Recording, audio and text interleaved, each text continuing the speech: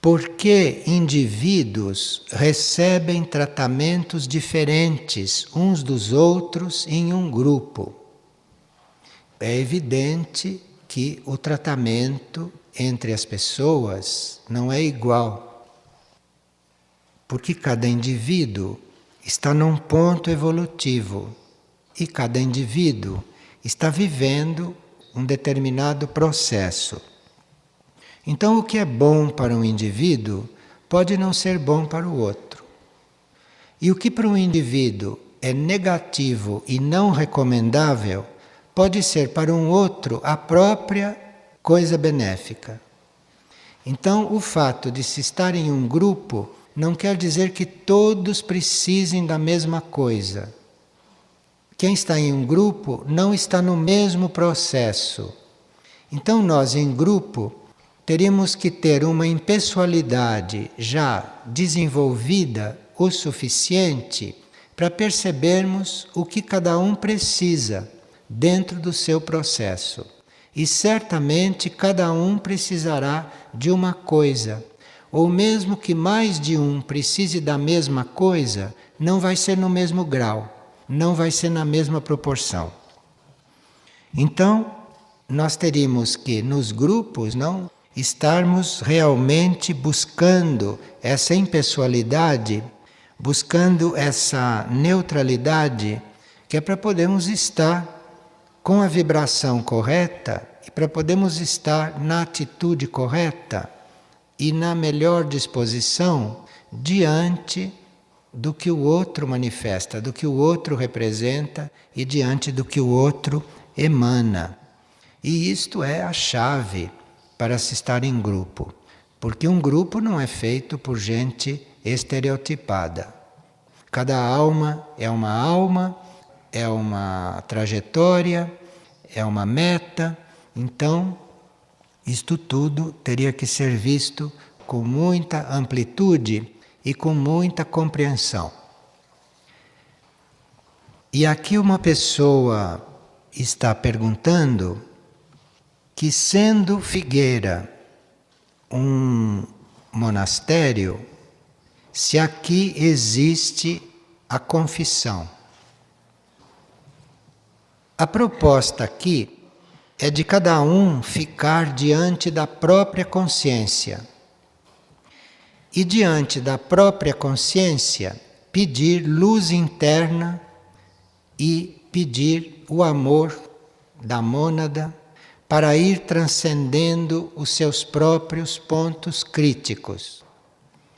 Então, se a base de tudo é isto, é que cada um fique diante da própria consciência e lá no próprio ser busque a forma, a energia para transcender os seus pontos, estas coisas podem acontecer em casos de emergência ou em casos de pessoas que não consigam fazer o seu próprio trabalho diante da própria consciência, tanto no campo espiritual quanto no campo terapêutico. A confissão exigiria condições, e essas condições são muito claras. Primeiro, o confessor, aquele que recebe uma confissão, ele já deve ter transcendido o ponto daquele que vem confessar. Porque de igual para igual, e duas pessoas que estejam no mesmo ponto, no mesmo nível e que se correspondam, não estão confessando, estão conversando e não confessando. Para haver uma confissão, precisa que o outro tenha transcendido aquele ponto, não esteja mais envolvido com aquele ponto e que não esteja também envolvido mentalmente e nem emocionalmente com aquele que vem expor o seu problema. Mas não é que isto seja negativo. Pode ser bom, mas precisa certas condições.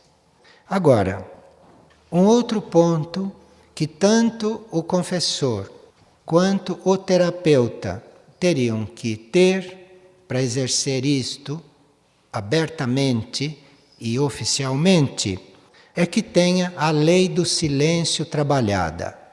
Coisa também que a gente não pode julgar se uma pessoa tem ou não tem a lei do silêncio trabalhada. Porque a lei do silêncio não tem só os seus aspectos externos. A lei do silêncio não é só você ouvir uma coisa e não devassar aquilo com outros. A lei do silêncio não é só isso. Se fosse só isso, seria simples. Porque se vê um indivíduo que não fala, que não devassa, um indivíduo que não conta o que ele ouviu, seria simples, né? Porque se vê quando uma pessoa é discreta, quando uma pessoa é calada, ou quando uma pessoa tem autocontrole. Isto se vê logo. Mas a lei do silêncio não é só isto. A lei do silêncio inclui que o indivíduo, quando ouça uma coisa, que no plano mental ele já esteja em grau de dissolver aquilo que ele ouviu. Que ele esteja em grau de, no plano mental, transmutar aquilo que ele ouviu. No mental. Não é falando, não. Falando é óbvio que deve ficar calado. Isto é óbvio.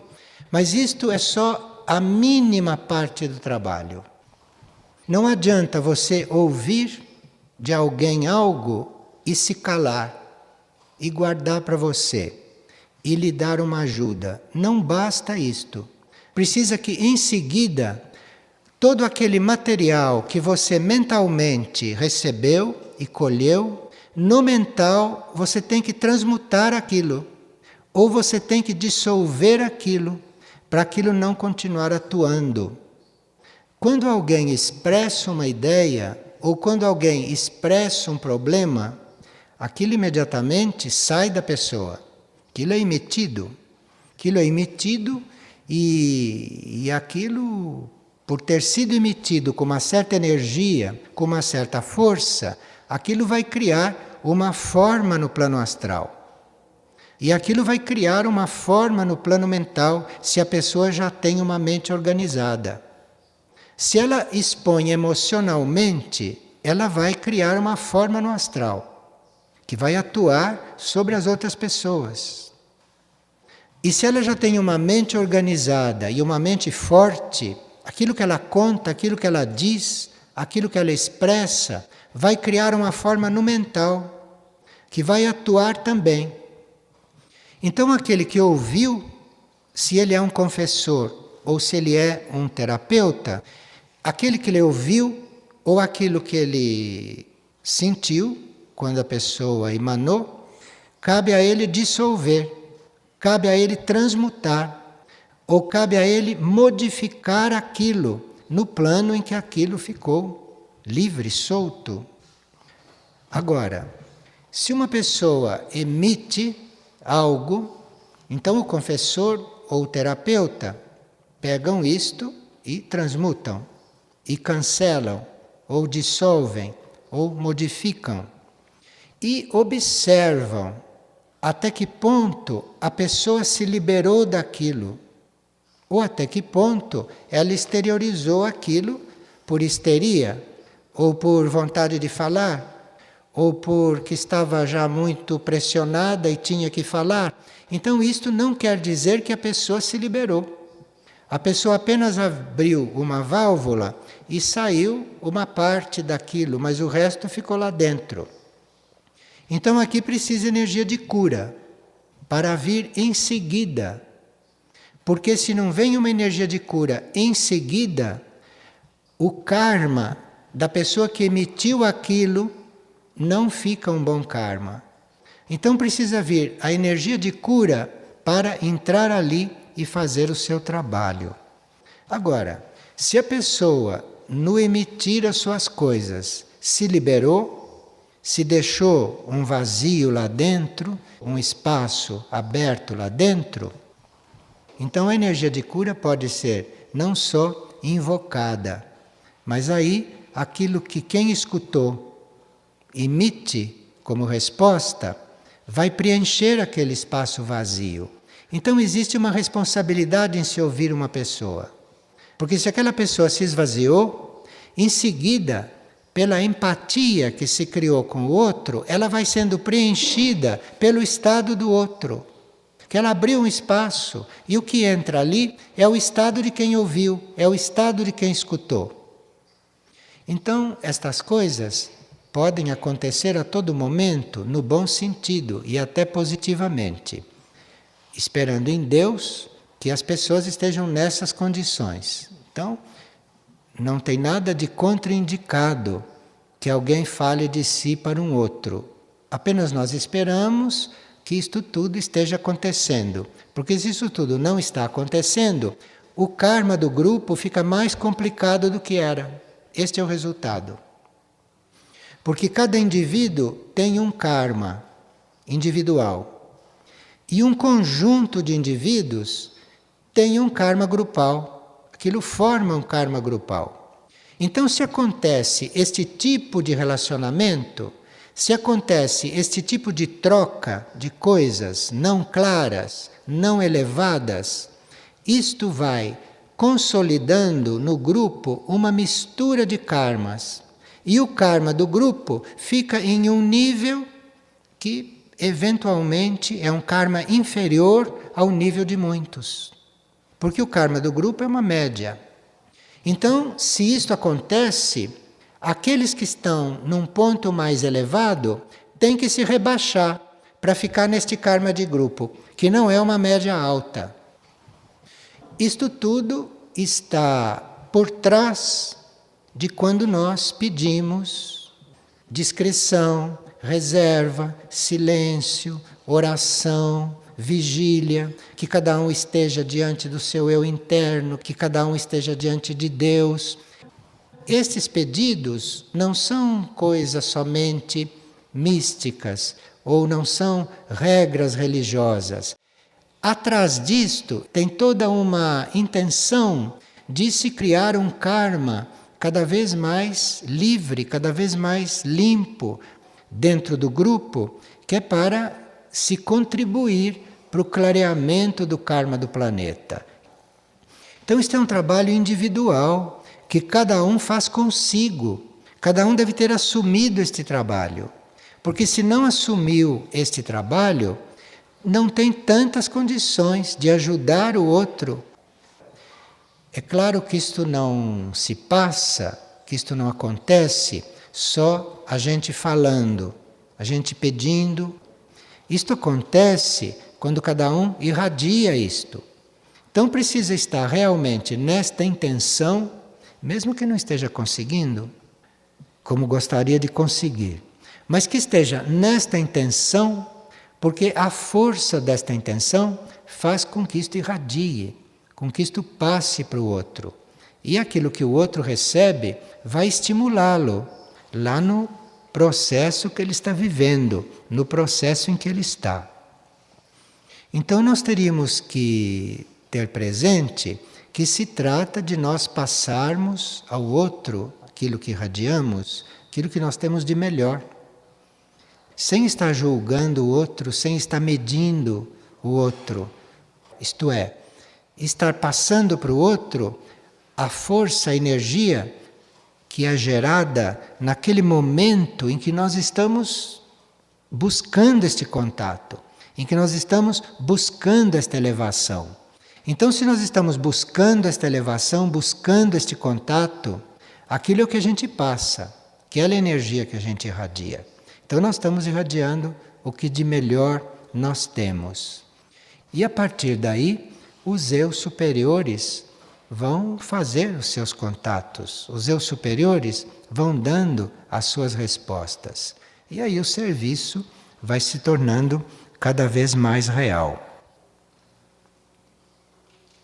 E aqui uma pessoa está perguntando como é que nós podemos aprender a nos entregar ao único e como nós podemos eliminar as expectativas e os apegos. A entrega é algo que nós podemos ir fazendo gradualmente. Ninguém fica entregue de repente. Isto é um trabalho gradual de vidas. E acontece que numa determinada vida isto se torna um trabalho mais consciente. para você numa encarnação decidir se entregar ao único, para você decidir isto, precisa que você já tenha feito muitas entregas, muitos atos de desapego, tenha passado por muitas provas, por muitas crises, tenha perdido muitas coisas em vidas passadas. Então chega uma determinada vida em que você diz: bom, agora eu já estou preparado e agora vou me entregar ao único. Aqui começa um outro processo. Isto aqui é um outro processo. E enquanto esse processo não começa efetivamente, não começa como o trabalho da nossa vida, nós teríamos que ter a intenção de fazer esta entrega. Deveríamos desejar fazer esta entrega. Teríamos que aspirar a ter esta entrega. E aí, se nós temos esta aspiração, se nós temos este desejo, se nós temos esta aplicação de trabalhar para isto, então começam a acontecer aquelas coisas que vão trabalhando o nosso desapego e que vão trabalhando a nossa entrega.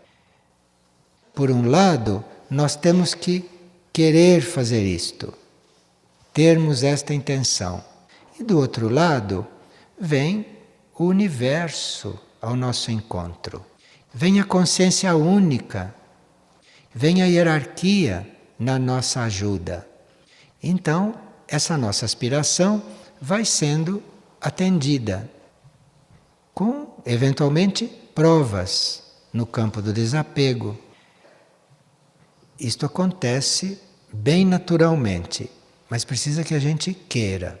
Agora, quem quer, quem tem essa aspiração, não precisa ter pressa, não precisa ficar ansioso por logo se sentir entregue. Aliás, eu não sei se uma pessoa que evolui neste trabalho vai se sentindo entregue. Porque quanto mais entregue você está, se você está realmente entregue, você está sempre procurando se entregar mais. Quem está realmente buscando a entrega, nunca se julga entregue. Está sempre achando, sempre vendo, sempre sentindo que precisa aperfeiçoar aquela entrega. E isto é a vida da entrega, este é o caminho do desapego. E aquilo que nos preenche, quando a gente se libera de todos esses apegos, aquilo que nos preenche vem também muito gradualmente. Também não vem de um dia para o outro. E de vez em quando a gente percebe que está preenchido por isto. E aí, quando perceber que naquele momento está preenchido, procure amar aquilo, procure agradecer. Por ali, naquele momento, não está procurando nada. Então, agradeça, seja grato, que é isto a vida dos buscadores. Nenhum buscador diz que chegou em algum ponto. A vida é esta. E quanto mais nós vamos ficando tranquilos nesta vida, quanto mais vamos vivendo isto bem simplesmente, quer dizer que o processo é sadio. Quer dizer que estamos fazendo isto com saúde. Isto é, que estamos fazendo isso de uma maneira adequada. Mas a gente fica simples, sabe? A gente vai ficando simples. E ficando simples nestas coisas, isto que é o sinal que as coisas estão bem. Precisa aspirar a tudo isso. Precisa ter uma aspiração, não uma ambição, mas uma aspiração, uma fé que isto está acontecendo, que isto é o nosso caminho e que isso, num certo nível do nosso ser, até já existe, até já aconteceu.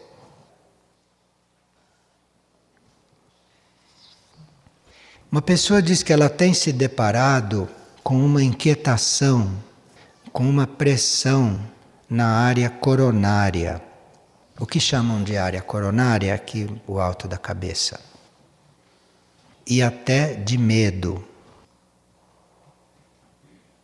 Bem, todos nós estamos expostos e todos nós estamos disponíveis para as energias, todas as energias. E há energias que se canalizam especialmente para certas partes do nosso corpo etérico. Então há certas energias que vêm através da cabeça, outras vêm através do coração, outras vêm através da garganta e assim por diante.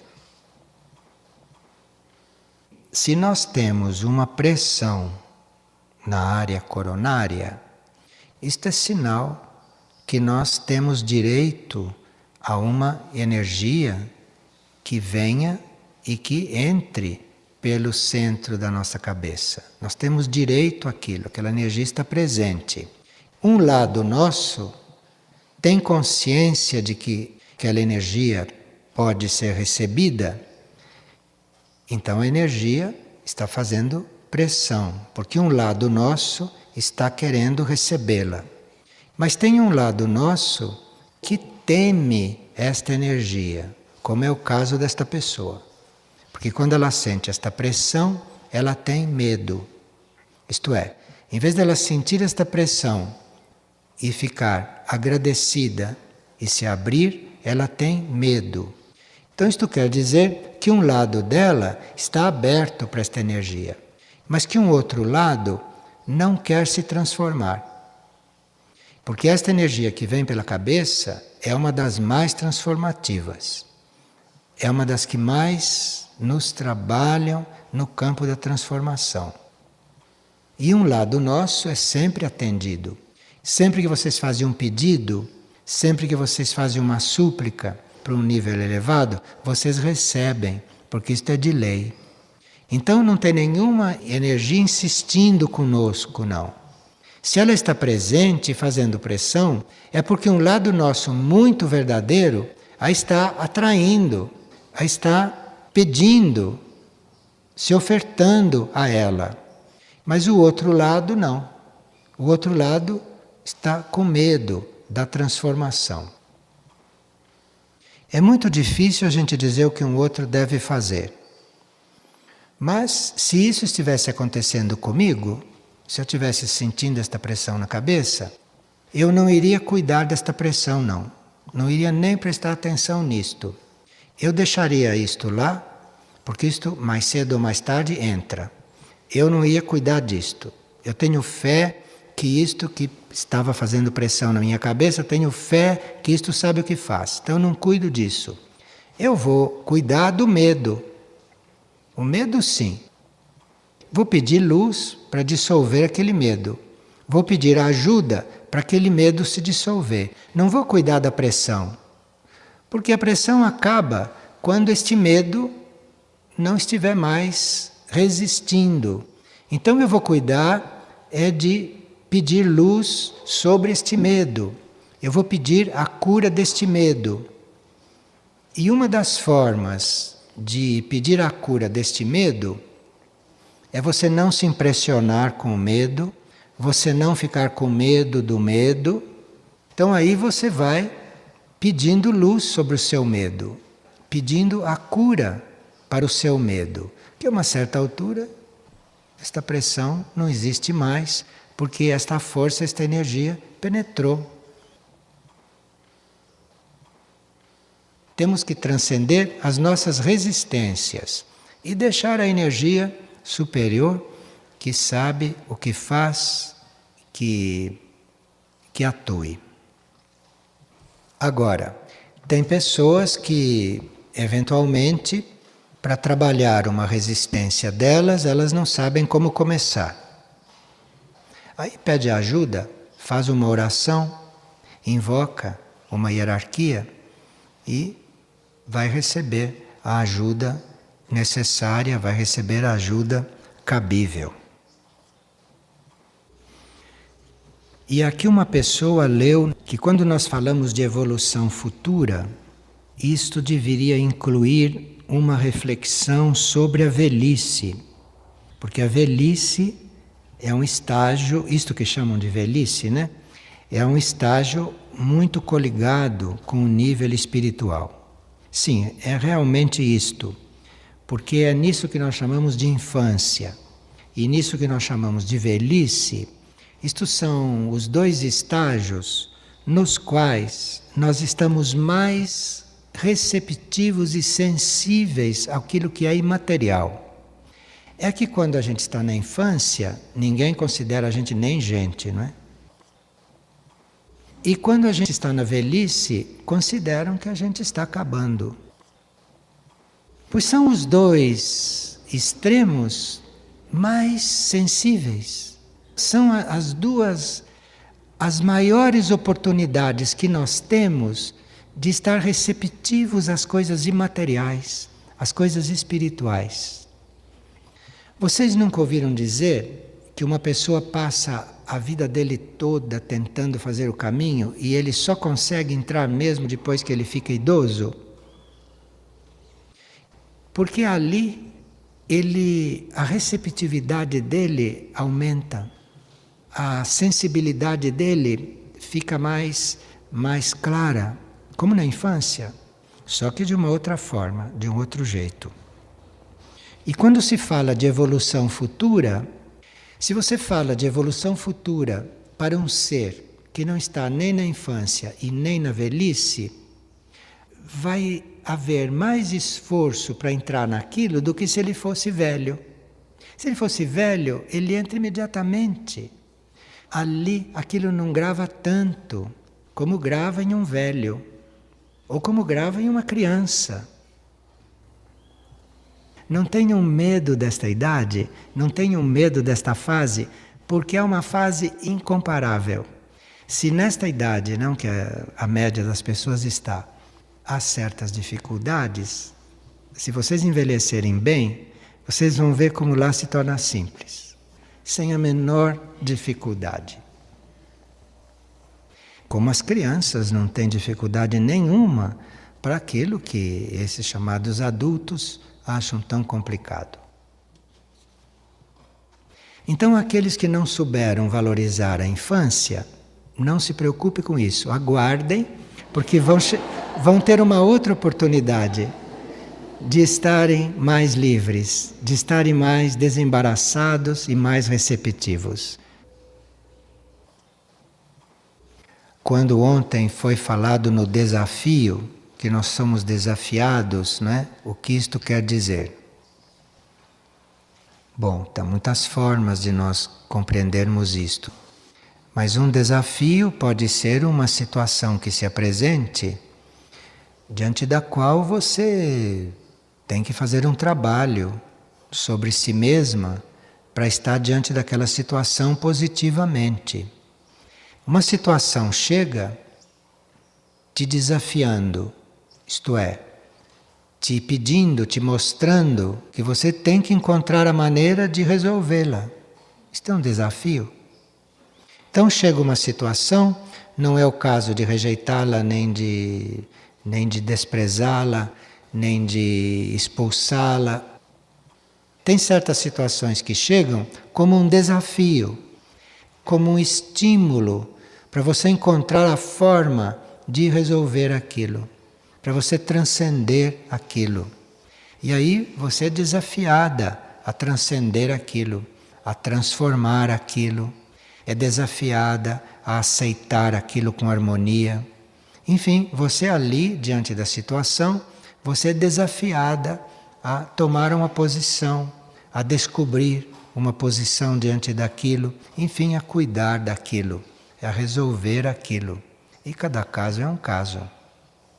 Cada situação traz um desafio diferente.